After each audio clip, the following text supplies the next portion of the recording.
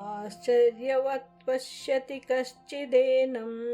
आश्चर्यवद्वदति तथैव चान्यः आश्चर्यवच्चैनमन्यः शृणोति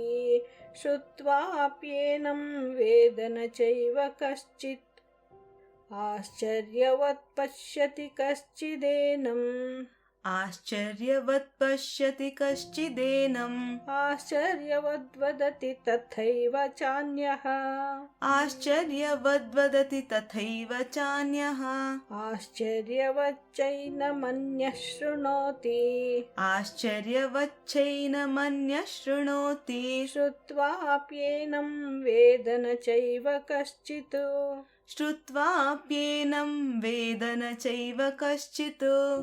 आश्चर्यवत् पश्यति कश्चिदेनम् आश्चर्यवद्वदति तथैव चान्यः आश्चर्यवत् पश्यति कश्चिदेनम् आश्चर्यवद्वदति तथैव चान्यः आश्चर्यवच्चैनमन्यः शृणोति